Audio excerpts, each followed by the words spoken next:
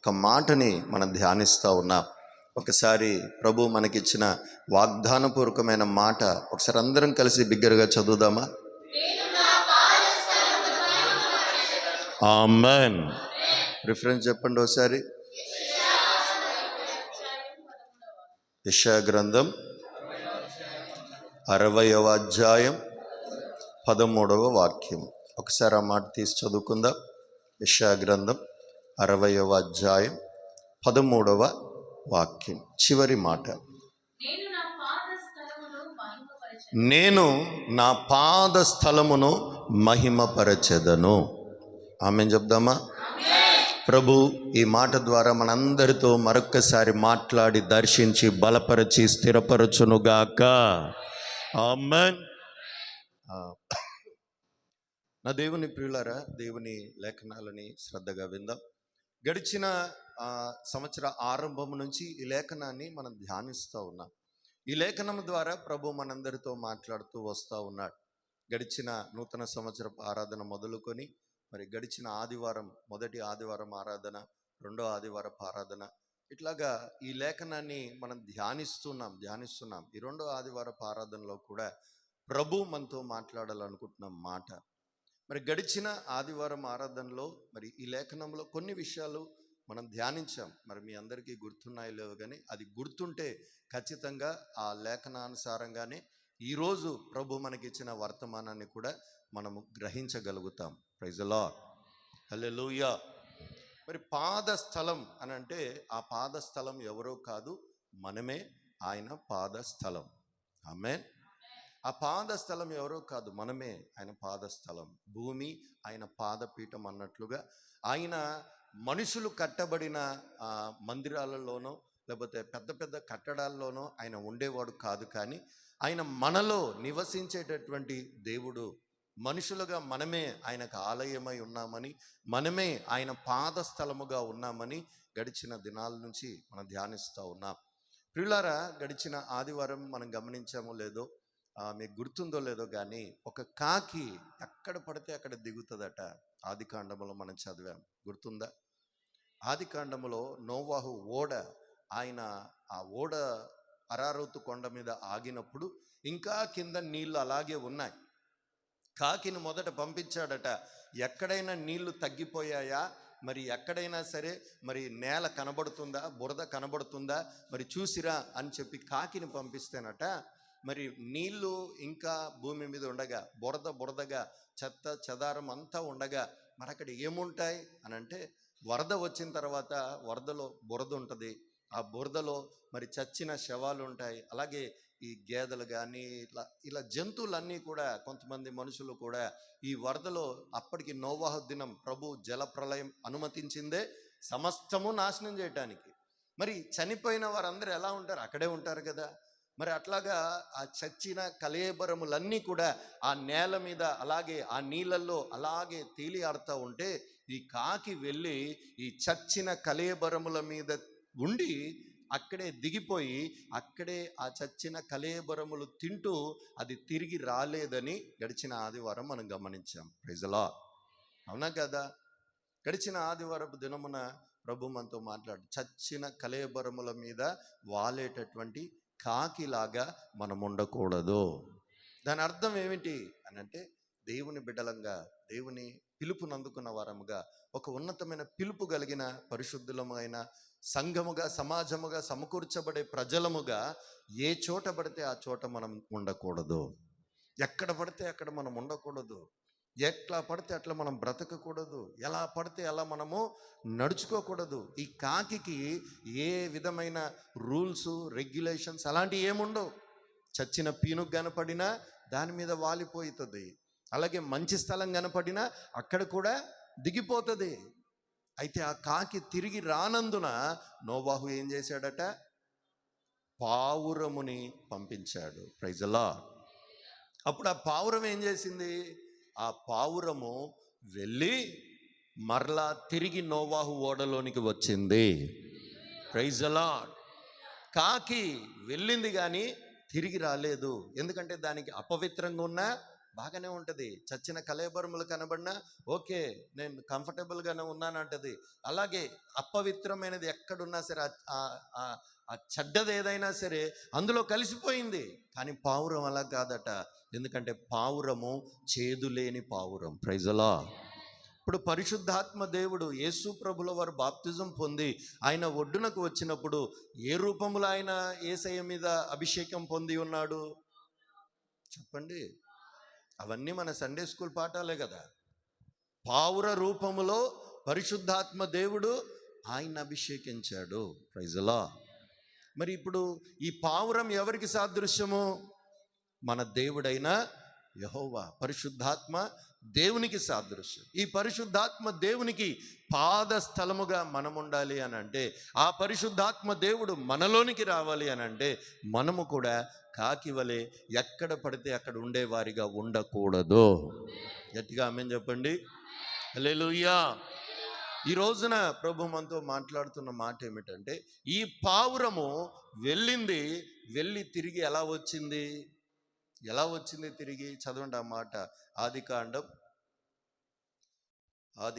8వ అధ్యాయం 11వ వచనాన్ని చదువుకుందాం. అది అతని యొద్దకు వచ్చినప్పుడు త్రుంచబడిన ఒలీవ చెట్టు ఆకు దాని నోట ఉండెను గనుక నోవాహునకు తెలిసెను. Praise the Lord. చెప్దామా గట్టిగా? నా దేవుని ప్రియులారా, పావురం తిరిగి ఎలా వచ్చింది?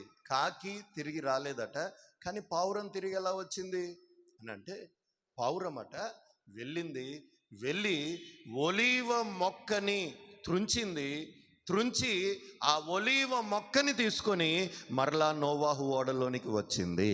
Praise the lord. ఏం తీసుకొని వచ్చిందట? గట్టిగా చెప్పండి. నా దేవుని ప్రియులారా, ఒలీవ మొక్కని తీసుకొని నోవాహు ఓడలోనికి వచ్చింది. ఇప్పుడు మీరు ఆలోచించండి. ఇప్పుడు భూమి మీద సమస్తం నాశనం అయిపోయాయి. చెట్లు, పొదలు, బురద, జంతువులు, మనుష్యులు సమస్తం నాశనం అయిపోయారు. మొత్తం నాశనం అయిపోయారు. ఇప్పుడు ఆ భూమి మీద ఏది బతకడానికి అవకాశమే లేదు. కానీ ఎంతటి అపవిత్రమైన చోట, ఇంతటి పాడైపోయిన చోట, ఇంతటి ఏమాత్రం జీవానికి ఆస్కారము లేని చోట ఏది దొరికిందట పావురానికి? ఒలీవ మొక్క దొరికిందట. హల్లెలూయా. ఈ ఒలీవ మొక్కకున్న గుణం, ఈ ఒలీవ మొక్కకున్న లక్షణం, ఈ ఒలీవ మొక్క దేనికి సాదృశ్యం అంటే మరణము లేని దానికి సాదృశ్యం. చప్పట్లు కొడుతూ ప్రభుని కనపరుద్దాము గట్టిగా. హల్లెలూయా. అసలు దానికి మరణం అనేదే ఉండదు. యోబు గ్రంథంలో రాయబడి ఉంటుంది, మొద్దు చీకిపోయి ఎండిపోయినా సరే అడుగు బాగాన ఎక్కడో నీటి వాసన తగిలితే చాలట మరలా చిగుర్చునుగాక. అలాగే ఈ ఒలీవ మొక్కనట ఎన్నిసార్లు నరికినా సరే, ఎన్నిసార్లు దాని కొమ్మలు రెమ్మలు కొట్టివేసినా సరే, నేల మట్టికి నరికేసినా సరే కొద్ది రోజులకు మరలా చిగురించడం మొదలు పెడతదట. హల్లెలూయా. ఈ ఒలీవ మొక్క పరిశుద్ధ గ్రంథంలో చాలా ప్రాముఖ్యతని ఈ ఒలీవ మొక్కకి, ఈ ఒలీవలకి దేవుడు అనుగ్రహించాడు. ఈ ఒలీవ అసలు మరణం అనేది ఉండదు. ఈ ఒలీవలకి ఎప్పుడు చూసినా చూడ పచ్చగా కలకలాడుతూ ఉంటాయి. దానికి సీజన్, ఈ సీజన్ అలాంటివి ఏమి ఉండవు. రెండవదిగా ఈ ఒలీవ కాయలు చాలా ప్రాముఖ్యమైనది. ఆ ఒలీవల నూనె అభిషేకానికి వాడుతూ ఉంటారు. Praise the lord. ఇప్పుడు నూనెలన్నిట్లో కూడా ఆరోగ్యవంతమైన నూనె ఏదంటే కూడా ఎవరైనా ఒలివ నూనె అని అంటూ ఉంటారు. దాని ఖరీదు కూడా చాలా ఎక్కువగా ఉంటుంది. 1 లీటర్ మనం వాడే ప్యాకెట్లు అయితే 150, 170 అని అంటే, ఈ ఒలివ నూనె వచ్చేసరికి 1000 రూపాయలు లీటర్ దాకా దొరుకుతుంది. Praise the lord. అంత ఖరీదైనటువంటి ఒలివ. మరి ఈ ఒలీవని దేవుడు ఎన్నుకున్నాడు. ఈ ఒలీవని పావురం ఎన్నుకున్నది. ఈ ఒలీవని మరలా నోవాహు ఓడలోనికి తీసుకొని వెళ్ళింది. నా ప్రియులారా, శ్రద్ధగా నా మాటలు వినండి. ఈ ఒలీవ దేనికి సాదృశ్యం అని అంటే, ఈ ఒలీవ పరిశుద్ధతకి సాదృశ్యము. పరిశుద్ధమైనదిగా కనపరచబడుతుంది. గట్టిగా చప్పట్లు కొడుతూ ప్రభుని కనపరుద్దామా? హల్లెలూయా. ఈ ఒలీవ పరిశుద్ధమైనది. ఈ ఒలీవ అంటే పరిశుద్ధమైనది. ఎందుకంటే దేవుడు ఎన్నుకున్నాడు. ఈ ఒలీవలు కాయలు చాలా ప్రాముఖ్యమైనది. ఈ ఒలీవ కాయల్ని దంచి మరి మందసములో దేవుని ప్రత్యక్షపు గుడారపు పనుల్లో కూడా ఈ ఒలీవ నూనెనే వాడాలి. యాజకులను అభిషేకించాలన్నా ఈ ఒలీవ నూనెతోనే వాళ్ళ తల మీద పోసి అభిషేకించాలి. ఎవరికైనా రోగగ్రస్తులుగా ఉంటే ఒలీవ నూనెతోనే వారికి ప్రార్థనలు చేయాలి. ఇట్లాగా ఈ ఒలీవ నూనె బైబిల్లో చాలా ప్రాముఖ్యమైనది. దేవుడు కూడా ఈ ఒలీవ నూనెని ఎన్నుకున్నారు వాడు. ఎందుకంటే ఈ ఒలీవ నూనె పరిశుద్ధమైనదిగా దేవుడు చూస్తూ ఉన్నాడు. Praise the lord. పిల్లలు, ఇప్పుడు ఒకసారి ఆలోచన చేయండి.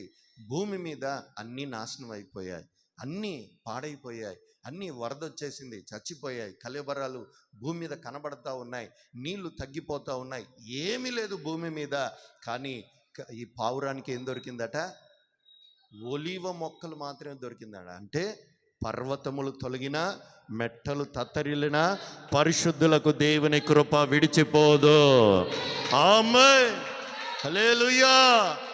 నీవు పరిశుద్ధంగా ఉన్నన్ని దినములు ఆ దేవుని కృప నిన్ను విడిచిపోదు. ఆమేన్. నీవు పవిత్రంగా ఉన్నన్ని రోజులు నీవు అంటావు, ఇదిగో నాకు డబ్బులు లేవని బాధపడతావు. ఒకసారేమో బంధువులు లేరని బాధపడతాం, ఒకసారేమో నమ్మిన వారు మోసం చేశారని బాధపడతాం, ఒకసారేమో లేకపోతే అది లేదు ఇది లేదని బాధపడతాం. కానీ దేవుడు మన జీవితాల్లో మనకి బంధువులో, డబ్బులో, లేకపోతే అయిన వారో, ఇదో అదో ఇవన్నీ ఉన్నాయా లేవా అని చూడడు. కానీ నీవు పరిశుద్ధంగా ఉన్నన్ని దినములు ఆయన నిన్ను విడవడు. ఆమేన్. నీవు పవిత్రంగా ఉండచాలు, పరిశుద్ధంగా ఉండచాలు. పరిశుద్ధంగా ఉండడానికి ప్రయాసపడు, తపనపడు, ప్రయత్నం చేయి. తప్పక దేవుని కృప నిన్ను వీడక ఉన్నత స్థలములోనికి ఎక్కించునుగాక. ఈ ఒలీవ మొక్కకున్న భాగ్యము చూడండి. వరదొచ్చింది, 40 రోజుల ప్రచండ వర్షం పగలు రాత్రి కురిసింది. భూమి మీద సమస్త నాశనం అయిపోయి చెట్లన్నీ కొట్టుకొని పోయాయి. వరద వచ్చిన తర్వాత ఎక్కడైనా మీరు ఆ ప్రాంతాలు గమనిస్తే చెట్లన్నీ బురదగా ఉంటాయి. మరలా ఆ చెట్లు కోలుకోవడానికి చాలా టైం పడుతుంది. కొన్ని చెట్లు అయితే అసలు చచ్చేపోతాయి. ఇట్లాగా కొన్ని పరిస్థితులు ఉంటాయి. కానీ ఒలీవ చెట్టు అలా కాదట. కొద్ది రోజులు వాన వచ్చింది, కొద్ది రోజులు కింద పడింది, కొద్ది రోజులు కొట్టివేయబడింది, కొద్ది రోజులు చచ్చిపోయినట్లుగా పడిపోయింది, కొద్ది రోజులేమో మరలా అది ఏమాత్రం కూడా ఇక బతకడానికి ఆస్కారం లేదన్నట్లుగా ఆగిపోయింది. కానీ ఎన్ని దినములైనా సరే, ఎన్ని రోజులైనా సరే, నా దేవుడు నీవు పరిశుద్ధంగా ఉన్నన్ని రోజులు నీ పరిశుద్ధతను బట్టి నిన్ను ఉన్నత స్థలములకు ఎక్కించునుగాక. ఆమేన్. పరిశుద్ధంగా ఉండడానికి ప్రయత్నం చేయాలి. దేవుని బిడ్డలంగా మనం ఏ ఒక్కరము కూడా అపవిత్రులంగా, లోకస్తుల వలె లేక లోక సంబంధమైన వారి వలె, దేవుడు ఎరగని ప్రజల వలె మనం ప్రవర్తించకూడదు. మనం పవిత్రంగా ఉన్న రోజులు ఆ దేవుని కృప మనల్ని విడవదు. దానికి ఉదాహరణ బైబిల్లో ఎంతో మంది ఉన్నారు, మనందరికీ తెలుసు. ఎస్తేర్ తను తాను కాపాడుకుంది, దేశంలో రాణిగా నిలబడింది. అవునా కాదా? Praise the lord.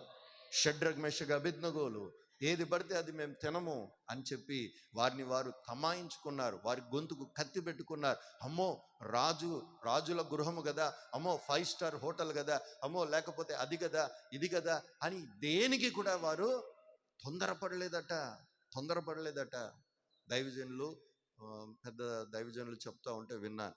ఒక ఆయన వచ్చాడట చర్చికి, పాస్టర్ గారి దగ్గరకు వచ్చాడట. వచ్చి అంటున్నాడట, అన్న 5 స్టార్ హోటల్లో మరి నాకు ఇన్విటేషన్ వచ్చిందన్న, నేను మరి వెళ్ళొచ్చా అని అడిగాడట. దాన్నే ఉందిరా, పెళ్ళే కదా, పెళ్ళి అన్నప్పుడు వెళ్ళాలి కదా, మరి పెళ్ళికి పిలిస్తే వెళ్ళాలి కదరా అంటే ఇంకో మాట అన్నాడట, మరి ఆ 5 స్టార్ హోటల్లో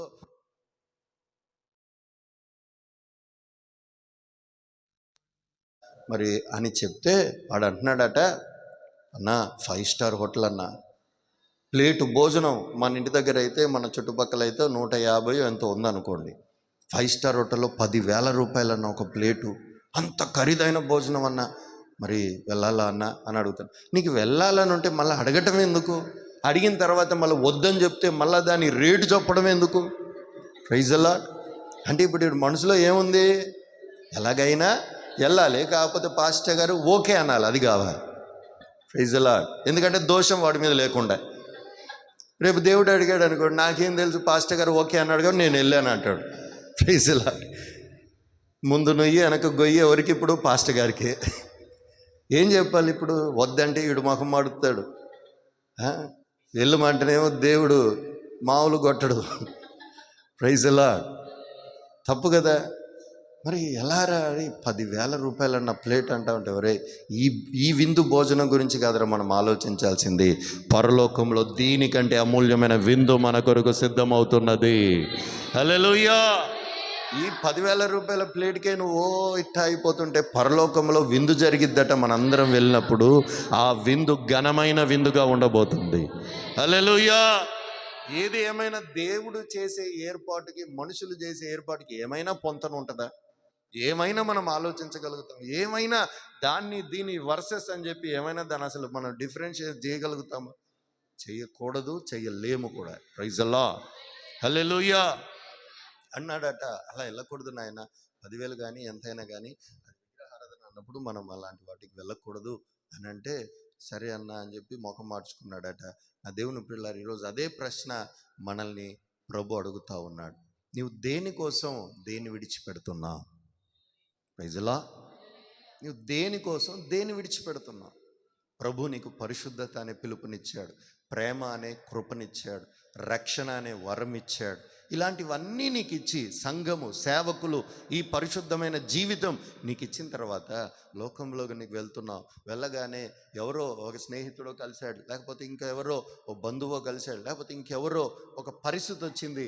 వెంటనే నీవు వారి ప్రలోభాలకి లోబడి, వారి ఆకర్షణలకి లోబడి నీకు ఉన్న విలువైన వరాలని తాకట్టు పెట్టేస్తున్నావు, అమ్మేసుకుంటున్నావు. ఏశావు భ్రష్టత్వముగా మారిపోయినట్లుగా నీవు కూడా చిన్న చిన్న వాటి కోసం, డబ్బు కోసమో, బంధువుల కోసమో, ముఖస్థుతి కోసమో, ఎదుటివారి మనిషిని మెప్పించటానికో కొన్ని చెయ్యకూడని పనులు చేసి దేవుని చాలా దుఃఖపరుస్తున్నావు. జాగ్రత్త. నీవు అనుకుంటున్నావు దేవుడు నా వల్ల బాధపడుతున్నాడని. కాదు, నిన్ను నీవే దాన్ని బట్టి నాశనం చేసుకుంటున్నావని, దేవుని కృపను దూరమైపోతున్నావని నువ్వు గుర్తుపట్టాలి. నా దేవుని ప్రియులారా, మనలో ప్రతి వారము కూడా పరిశుద్ధముగా ఉండి ఆ కృపను కాపాడుకుందాముగాక. ఆమేన్. ఎందుకంటే ఆయన కాకి కాదు, కాకి లాంటి వాడు కాదు. కాకి అనుకో పీనుగుల మీద అయినా వాలిద్ది, బురదలోనైనా వాలిద్ది, చెత్తలోనైనా దిగుతుంది. కానీ పావురం అలా కాదండి. తిరిగి తిరిగి తిరిగి తిరిగి ఒలీవ మొక్క కనబడినప్పుడే దిగి ఆ ఒలీవ మొక్కను తీసుకొని మరలా నమ్మకంగా పంపించిన యజమానుడైన నోవాహు దగ్గరకు తిరిగి వెళ్ళింది. గట్టిగా ఆమేన్ చెప్దామా? మనలందరినీ కూడా దేవుడు నమ్మి ఈ భూలోకానికి పంపించాడు. ఎందుకో తెలుసా? నీవు బ్రతుకుతావు, నా కోసం జీవిస్తావు, సాతానుగాడు తలదించుకోలేలా నీవు మరలా తిరిగి నా దగ్గరికి రాబోతున్నావు అని నమ్మి ఈ లోకంలో ప్రభు మనల్ని పంపించాడు. వచ్చిన తర్వాత మనుషులందరూ ఏమైపోతున్నారంటే ఈ సాతానుగాడి వల్ల పడిపోతున్నారు. సాతానుగాడి ఇంకో మాటలు చెప్పాలి, ఇంటర్నెట్లో పడిపోతున్నారు, నెట్లో పడిపోతున్నారు. ఈ సాతానుగాడి యొక్క ఈ ప్రలోభాలకి గురైపోతున్నారు చాలామంది. నా దేవుని ప్రియులారా, మనం పరిశుద్ధంగా ఉన్నన్ని రోజులు ఆ దేవుడు మనల్ని విడిచిపెట్టాడు. నీ పరిశుద్ధతయే నీ కాపుదల. గట్టిగా ఆమేన్ చెప్పండి. నీవు పవిత్రంగా ఉన్నన్ని రోజులు నీకు ఏ హాని సంభవించదు. హల్లెలూయా.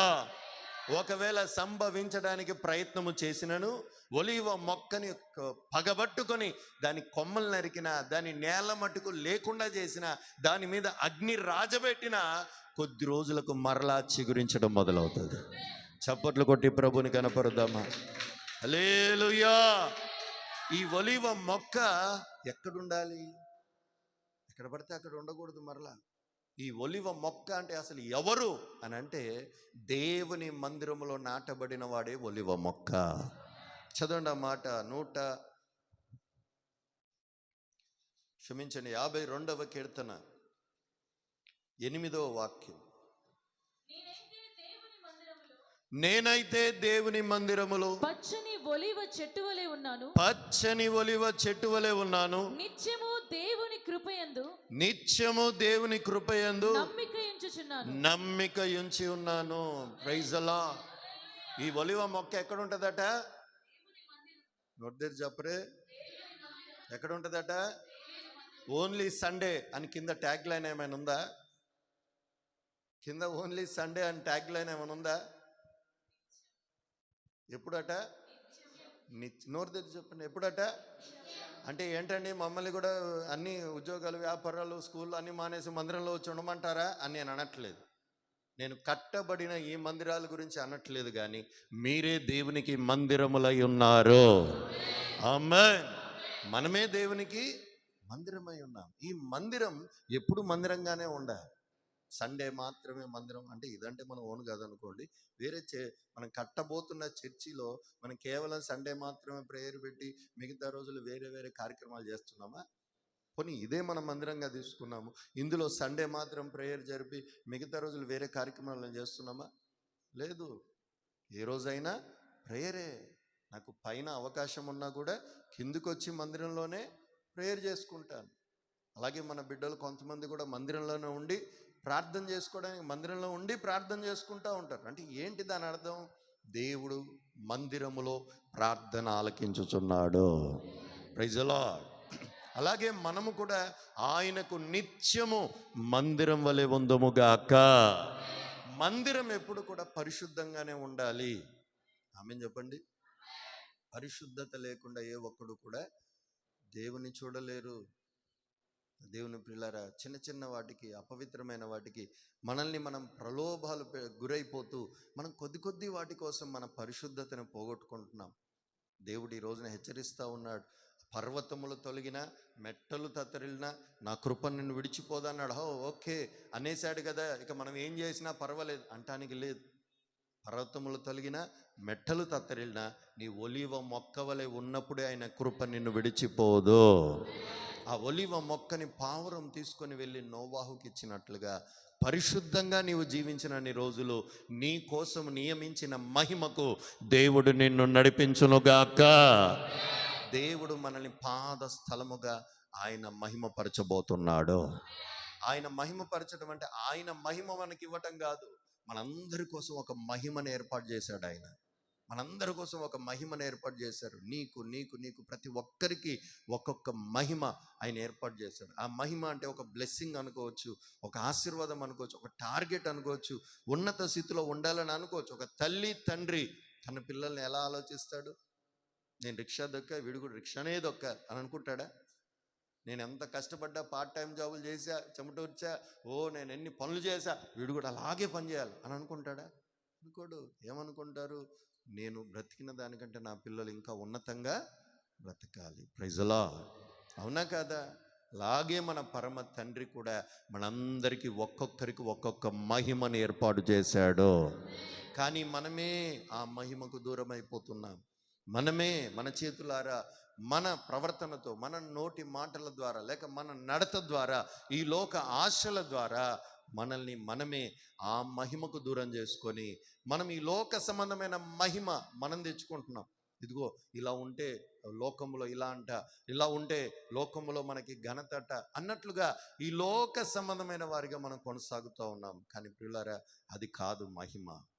బైబిల్లో షడ్రక్ మెషక్ అబేద్నెగోలు ఉన్నారండి.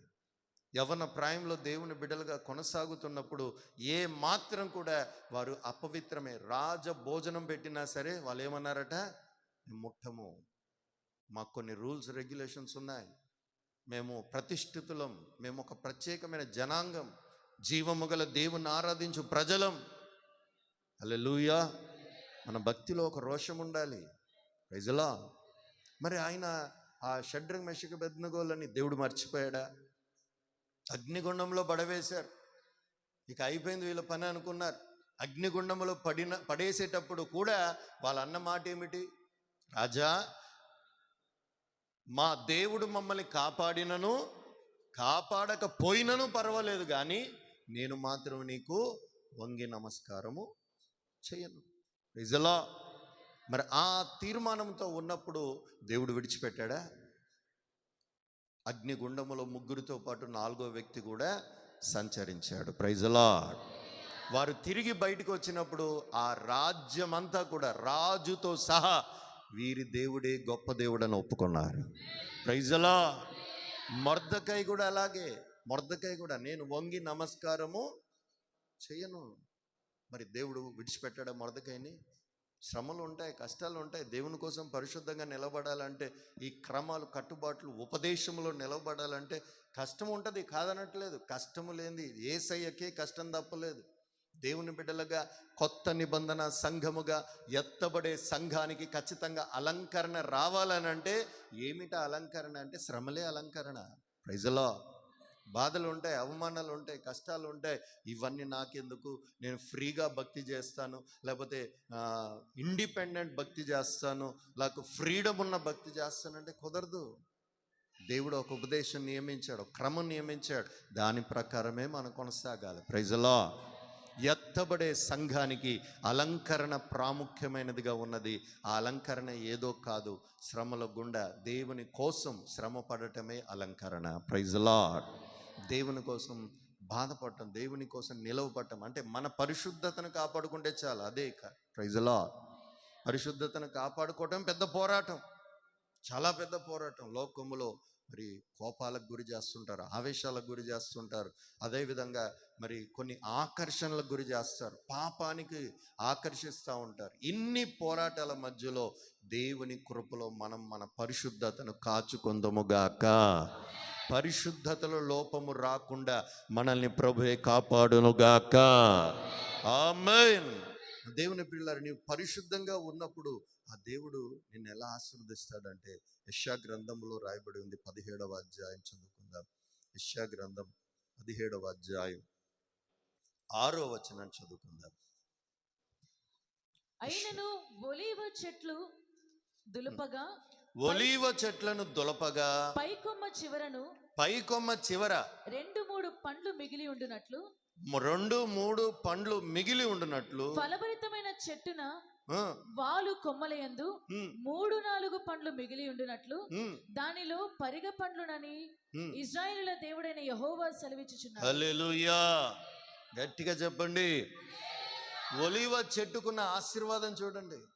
ప్రభు అంటా ఉన్నాడు, ఈ ఒలీవ చెట్టుని దీనికి ఉన్న కాయలన్నీ దులిపేసేయాలని దులిపారనుకోండి, దులిపేసి దానికి ఉన్న కాయలు పండ్లన్నీ కూడా తీసేశారనుకోండి, తీసేసినా సరే ఇంకా ఏం మిగిలి ఉంటాయట? ఇంకా 2-3 పండ్లు చెట్టుకే మిగిలిండునుగాక. ఎంత ఆశీర్వాదం అండి అది. ఒక ఆయన ఒక చెట్టు వేసాడట, జాన్ చెట్టు. ఇంకేసి ఇక 24 గంటలు దాన్ని నీళ్లు పోయటం, ఎరువు వేయటం, ఎన్ని చేశాడో చూశాడు. సంవత్సరం దాటిన తర్వాత ఒక్క చిన్న కాయ పూసిందట. Praise the lord. ఒక చిన్న పింద, ఈ జాంకాయ చిన్న పింద అయినప్పుడు ఇక సంతోషపడ్డాడు. అమ్మయ్య, కాయలు రావడం మొదలయ్యింది అని. ఆ పింద ఎంతసేపటికి కాయ కావట్లేదు, పండు కావట్లేదు. ఎంత ఎరువేశాడు, ఎంత నీళ్లు పోసాడు, దాన్ని ఎంత ప్రత్యేకంగా చూసుకున్నాడు, ఎంతగా దానికి కావలసినవన్నీ ఏర్పాటు చేశాడు. ఒక్క పింద వచ్చింది, అది పండట్లేదు, ఏం కావట్లేదు. చివరికి అది ఏమైపోయిందంటే పిందగానే ఎండకు ఎండిపోయి వాడిపోయి రాలిపోయిందట. ఇక ఈయనకి ఎంత కోపం వచ్చిందంటే ఆ జామ చెట్టుని అంతటిని నరికి కొట్టి దాన్ని కాల్చి ఇక దాని కోపం అంతా తీర్చుకున్నాడట. Praise the lord. ఒక మనిషి చేసిన చెట్టుకే దానికి కాయలు రాకపోతే ఆ మనిషికి అంత కోపం వస్తే, మరి దేవుడు మనలందరినీ ఒలివ మొక్కల వలె ఆశీర్వదించినప్పుడు మనలో కూడా ఫలాలు ఉండకపోతే మరి దేవునికి కోపం రాదంటారా? దేవుడు అంటే కేవలం ప్రేమమయుడండి, సాత్వికుడండి. ఆ దేవుడు ఏమాత్రం కూడా శిక్షించడండి. ఆయన ఎప్పుడు బ్లెస్సింగేనండి. భ్రమపడుతున్నారండి. Praise the Lord. హల్లెలూయా. తల్లిదండ్రి ఎంత ప్రేమించినా ఒకరోజు చీపురికట్ట తిరిగేయాల్సిందే, రోకల బండ తిరిగేయాల్సిందే, లేకపోతే ఇంకేదైనా ఏదైనా చేయాల్సిందే. ఓపిక ఉంటుంది. మొన్న ఒక పిల్లోడిని పాపం సూపర్ మార్కెట్కి వెళ్తే వాళ్ళ ఫాదర్ తీసుకొని వచ్చాడు, చిన్నపిల్లని. ఇంత ముందు కూడా ఒకసారి చెప్పాను. భలే ఉన్నాడు వాడు చూడ్డానికి, మరి భలే ముద్దుగా ఉన్నాడు. అని కాసేపు అట్లాగా చేస్తే ఇక వాడిని సరే అని చెప్పి వాళ్ళ ఫాదర్ అట్లా వదిలేస్తే ఇక సూపర్ మార్కెట్లో అన్నీ తీసుకుంటా ఉన్నాడు. వాళ్ళ ఫాదర్ ఏది తీసుకుంటున్నాడు. ఈయన అడిగారు, అరే నీకేం కావాలరా అన్నాడు. అడిగినప్పుడు మరి తండ్రి అడిగాడు కదా అని చెప్పి ఎగ్గిరి గంతేసి అదేదో జెల్లీయో ఏదో అడిగాడు. అది తినకూడదు, చిన్నపిల్లలు తినకూడదు. అది అడిగాడు. అడగగానే ఈ లాగి పెట్టిన తలకాయ మీద ఒక్కడు వీకాడు. అడిగింది ఎందుకు మళ్ళీ కొట్టింది ఎందుకు? ప్రైజ్ ఎలా అడిగింది ఎందుకు మళ్ళీ కొట్టింది ఎందుకు అంటే నాకు ఆశ్చర్యం వేసాను. చిన్నపిల్లని అట్ట కొడుతున్నారు ఏందా బాబా, ఏంట్రా నువ్వు అడిగింది అంటే జల్లి వద్దులే. ప్రైజ్ ఎలా మళ్ళీ ఇంకో వైపు తిరిగాడు, అదిగో అదే అన్నాడు, మళ్ళీ ఇంకోటి పీకాడు. సరే ఇది కూడా వద్దులే. ఇక వాడు ఏదంటే ఇక మంచిది, ఆరోగ్యానికి మంచిది ఏదో అది చూపించేదాకా తలకాయ మీద కొడతానే ఉన్నాడు. ప్రైజ్ ఎలా అంటే ఇప్పుడు కొట్టడం మంచిదేనా కాదా? ప్రైజ్ ఎలా మరి దేవుడు కూడా అలాగే మన తండ్రి మనకు బుద్ధి వచ్చినట్లుగా, మన జ్ఞానం వచ్చినట్లుగా కొన్ని శ్రమలకు అప్పగిస్తాడు, కొన్ని ఇబ్బందుల కొలిమిలో వేస్తాడని గడిచిన రాత్రి మనం ధ్యానం చేశాం. దేవుని ప్రియులారా, మనము కూడా దేవుని సన్నిధిలో పరిశుద్ధముగా ఉన్నని దినములు ఆయన కృప మనల్ని విడిచిపోదు. ఆ కృప మనల్ని ఏం చేస్తుందంటే ఈ లోకము లేక మనుషులు లేక బంధువులు అయిన వారు ఎవరు ఎన్ని విధాలుగా మన మీద దాడి చేసి మనల్ని వ్యతిరేకించి మనల్ని అనగదొక్కామని వారు చంకలు గుద్దుకొని ఏదో సాధించేశామని వాళ్ళు ఫీల్ అయిపోయినా సరే వాళ్ళ ముందే మరలా తిరిగి మనల్ని లేపి నిలవబెట్టబోతున్నాడు. గట్టిగా ఆమెను చెప్పుకుందామా? చెప్పండి గట్టిగా. నీ అవమానములకు ప్రతిగా రెట్టింపు ఘనత వచ్చునుగాక. ఆమేన్. ఎన్ని అవమానములు మనము దేవుని కొరకు పడి ఉన్నామో ఇంకా పడబోతున్నామో ధైర్యంగా ఉండండి. ఒకటే మీరు కాచుకోవాల్సింది, పరిశుద్ధంగా జీవించండి చాలు. Praise the lord. అయ్యో నేను పరిశుద్ధంగా ఉన్నా నాకేం ప్రయోజనం, అయ్యో నేను ఇంత భక్తి చేస్తున్నా నాకేం ప్రయోజనం అనే నిరాశ నిస్పృహలకు గురి కాకండి. యోబు అంటాడు కదా, నా భక్తి నాకు ధైర్యం పుట్టిస్తుంది. నిజముగా నువ్వు భక్తి చేస్తే ఆ భక్తి నీకు ధైర్యం పుట్టించునుగాక. హల్లెలూయా, హల్లెలూయా. ప్రియులారా, మత్తయి సువర్తమానంలో మనం గమనిస్తే చివరిగా నేను మాట చెప్పి మనం ప్రభు భోజన కార్యక్రమంలోనికి మనం వెళ్దాం. మత్తయి సువర్తమానం 26వ అధ్యాయంలో కూడా మనం గమనిస్తాం. ఇది ప్రభు ఆయన చివరిగా ప్రభు భోజనం చేసి వెళ్తున్నటువంటి సన్నివేశం. ఈ సన్నివేశములో ఈ పరిస్థితిలో ప్రభు చేసిన కార్యములు ఏమిటి? 26 నుంచి కొన్ని మాటలు చదువుకుందామా? వారు భోజనము చేయుచుండగా యేసు ఒక రొట్టె పట్టుకొని ఒక రొట్టెనెత్తుకొని దానిని ఆశీర్వదించి విరచి తన శిష్యులకిచ్చి మీరు తీసుకుని తినుడి, ఇది నా శరీరం అని చెప్పెను. ఇది నా శరీరం అని చెప్పెను. మరియు ఆయన గిన్నె పట్టుకొని కృతజ్ఞతాస్తుతులు చెల్లించి వారికి ఇచ్చి దానిలోదినిది మీరందరూ త్రాగుడి, ఇది నా రక్తము, అనగా పాప క్షమాపణ నిమిత్తము అనేకుల కొరకు చిందింపబడుచున్న నిబంధన రక్తము. నా తండ్రి రాజ్యములో మీతో కూడా నేను ఈ ద్రాక్షరసము క్రొత్తదిగా త్రాగు దినము వరకు ఇకను దానిని త్రాగనని మీతో చెప్పుచున్నాను నేను. అంతటా వారు కీర్తన పాడి ఒలీవ కొండకు వెళ్ళిరి. గట్టిగా ఆమేన్ చెప్దామా? ఈ సన్నివేశం మనందరికీ తెలుసు. ప్రియులారా, ప్రభు అయిన యేసుక్రీస్తు అప్పగింపబడుతున్న రాత్రి శిష్యులందరినీ కూర్చోబెట్టుకొని చివరి ప్రభు భోజనం ఆయన చేశాడు వాళ్ళందరితో కూడా. అప్పుడు యూదా గురించి యేసు ప్రభే చెప్పాడు, అయ్యా మీలోనే ఒకడు నన్ను పట్టించబోతున్నాడు, మీలోనే ఒకడు నన్ను అప్పగించబోతున్నాడు అని చెప్తే అందరూ నేనా ఎవరిని అంటున్నావు ప్రభా, నేనేమని చేశానా అని అడిగారట. ధైర్యంగా అడిగారట. వీళ్ళందరూ అడుగుతున్నారు కదా, యూదా కూడా వాళ్ళందరూ అన్నారు కాబట్టి నేను కూడా అందామని చెప్పి నేనా అని అన్నాడట. Praise the lord. నిజంగా భయము, పశ్చాత్తాపము, భక్తి అలాంటివి ఉన్నవారు అయితే పశ్చాత్తాపం వెంటనే పడేవారు. దేవుడే చెప్పాడట డైరెక్ట్గా, అవును నీవన్నట్టే అన్నాడట. Praise the lord. అవును నీవే నన్ను అప్పగించబోతున్నావు, నీవే నన్ను అవమానిస్తున్నావు, నీవే నన్ను చంపబోతున్నావు, నీవే నా కీర్తికి మహిమకు తగ్గించబోతున్నావు అని చెప్పి యూదాని అంటే యూదా ఏం మాట్లాడలేదట.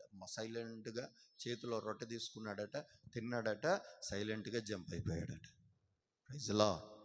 ఈ రోజున ప్రియులారా, మరి మనం ఆయన పాద స్థలముగా ఉంటున్నాం. ఆయన పాద స్థలముగా ఉన్న మనము కూడా ఆయన శరీర రక్తమాంసములలో పాలిభాగస్సులం అవ్వబోతా ఉన్నాం.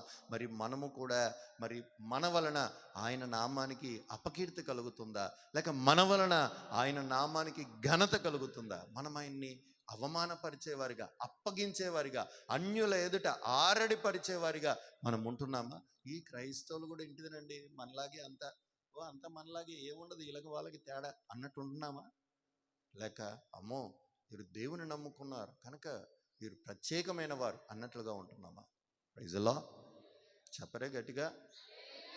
ఉందా ఏమైనా వ్యత్యాసం బయటి వారితో? వాళ్ళు వాళ్ళు వాళ్ళు ప్రైజ్ లాడంటే నువ్వు ఇంకా ప్రైజ్ లాడేది. మొన్నటి చెప్పాను కదా ఏసన్న గారి పరిస్థితి.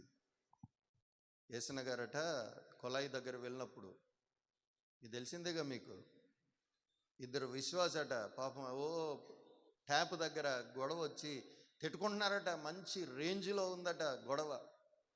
ఆమె ఒక మాట అంటది, ఈమె ఒక మాట అంటది, ఆమె ఒక మాట, ఈమె ఒక మాట. ఏసన్న గారు ఈ గొర్రె, ఈ స్వరం మన గొర్రె స్వరం లాగే ఉందనుకొని వెళ్ళాడట. అయ్యా ఉండీలే, దాన్ని ఎందుకు బిగుతావు? వెళ్ళాడట. వెళ్ళేసరికి ఆ అబ్బాయి మరి ఆ అమ్మాయి ఏసన్న గారిని చూసి అదే రేంజ్లో ప్రైజ్ లాడండి అనిందట. ప్రైజ్ లా, మీకు కూడా ప్రైజ్ లాడు. ఆవిడ అనిందట, పాపం అన్యురాలకి ఆవిడకి తెలియదు కదా, ప్రైజ్ లాడు అంటే తిట్ట అనుకుందట. ఎవరికి ప్రైజ్ లాడు ఇక అందుకుందట. మీ అమ్మకు ప్రైజ్ లాడు, మీ నాన్నకు ప్రైజ్ లాడు, మీ ఆయనకు ప్రైజ్ లాడు అని అందుకుందట. అట్లాగే మరి దేవుని బిడ్డలుగా మనము వాళ్ళలో కలిసిపోయే వారిగా కాదు, కానీ వారికి వేరుగా మనం జీవించుదుముగాక. మనము లోకంలో కలిసిపోయే వారిగా కాదు, మన వలన దేవునికి మహిమ వచ్చేగా మనం బ్రతుకుదుముగాక, పరిశుద్ధంగా జీవించుదుముగాక. అప్పుడు ప్రభు అంటున్నాడు, అనేక విధాలుగా వచ్చి బాధలైన, శ్రమలైన, ఇబ్బందులైన, కష్టాలైనా, అమ్మో ఇక అయిపోయింది వీడి చాప్టర్ అనే పరిస్థితి వచ్చినా సరే ఇంకా 2-3 ఫలాలు నీలో మిగిలి ఉండునుగాక. ఆమేన్.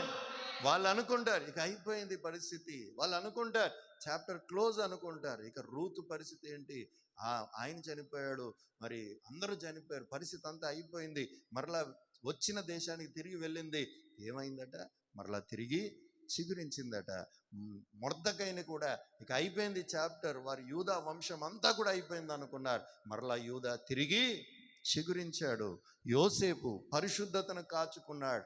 యజమానురాలు సైతము ఏమాత్రం అవకాశం ఇవ్వకుండా తన్ను తాను ఆపుకొని నిలుపుకొని పరిశుద్ధంగా జీవించాడు. యోసేపు అదే దేశానికి రాజుగా మారాడు. ఎంతోమంది పరిశుద్ధులు ఉన్నారు ప్రియులారా. అదేవిధంగా మనం మన పరిశుద్ధతని అంతం వరకు కాపాడుకున్న దినములు ఆ దేవుడు మనల్ని ఉన్నత స్థలముల మీద ఎక్కించునుగాక. చీకిపోయి ఎండిపోయి నరకబడిన పరిస్థితులు వచ్చినా సరే దేవుడట మరలా మనలను చిగురింప చేయునుగాక. ఎంతోమంది మన పరిచర్యలోనే ఎంతోమంది ఎన్నో విధాలుగా అటువంటి కార్యాలు చేస్తున్నారు. అయినను దేవుడు నమ్మదగిన వాడు. పరిశుద్ధంగా ఉన్నని దినములు, సంఘం పవిత్రంగా ఉన్నని దినములు ఆయన తన మహిమను విడిచిపెట్టాడు, ఆయన కృపను విడిచిపెట్టాడు. తప్పక ఆయన హస్తము చాపి మనలో ప్రతి వారిని ఆశీర్వదించునుగాక. మన కొరకు నియమించబడిన మహిమకు మనల్ని చేర్చునుగాక. ఆమేన్. ఈ మాటలని ప్రభు మన వినికిడిలో ఆశీర్వదించునుగాక. ఆయనట పాటలు పాడుతూ ఎక్కడికి వెళ్ళారట? ఒలీవ